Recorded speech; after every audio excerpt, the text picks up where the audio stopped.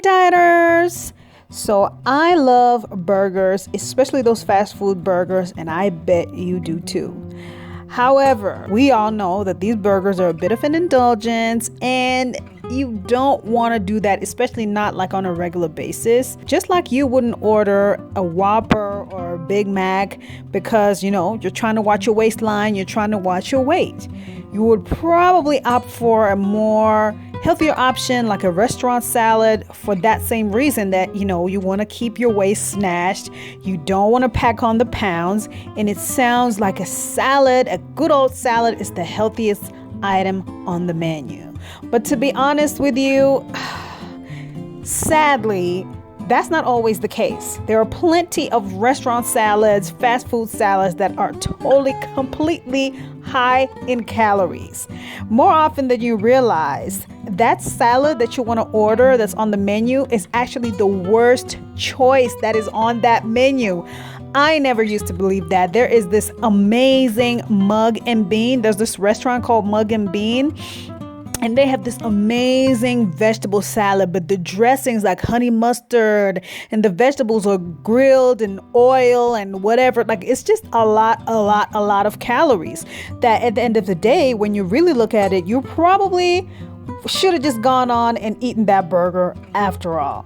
These restaurants, what they have learned is that nutrition sells. And if you could see me right now, you could see that I'm doing those air quotes, nutrition sells. So they smack these salad calorie bombs into the lighter portion of the menu. But to be honest, they put a lot. If you've ever watched like Gordon Ramsay, Jamie Oliver, the way they make salads, even just cooking, fine dining involves putting a lot of oil. Of course, it's like a higher end olive oils and, the grass-fed butters, but it's still butter, it's still olive oil.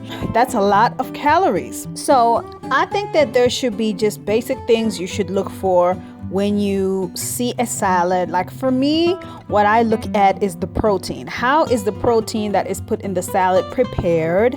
If it's like, for example, the Applebee's chicken tender salad, no knock on them, but if you're trying to watch your weight, you would rather not eat that one because the chicken in there is fried chicken, and they also put a lot of cheese and then boiled eggs. Eggs are so calorie dense, and when they're boiled, it means that you don't have much volume, and then the dressing, so it's just too much. You have to watch out for that protein. The protein that is put in the salad, how much meat are they putting in there? Because a salad should not be like 12 ounces of meat and just a little bit of veggies. A salad should be, let's say, 4 to 6 ounces, the meat or the protein.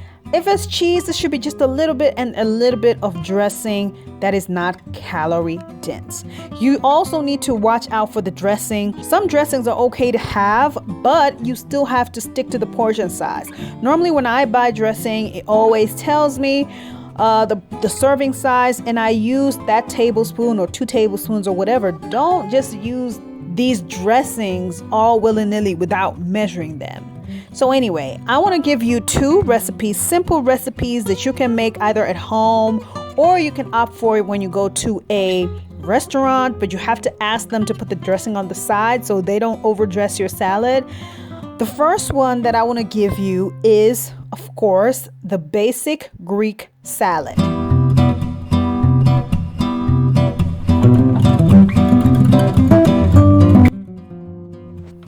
Now, I love a Greek salad because it is really a simple salad to make, and the ingredients are not that hard to get, okay? It's not a complicated salad, and I think no matter really which part of the world that you are, you can pretty much find these ingredients, and it can go with anything. You can have it as a snack, you can have it as a meal, you can have it as a side to your starch, your protein, whatever you're having, and that salad can be your veggies. Now, chances are the ingredients that I'm going to give you, you probably already have them in your pantry already, especially in your pantry or your fridge, especially if you are already on a healthy eating journey.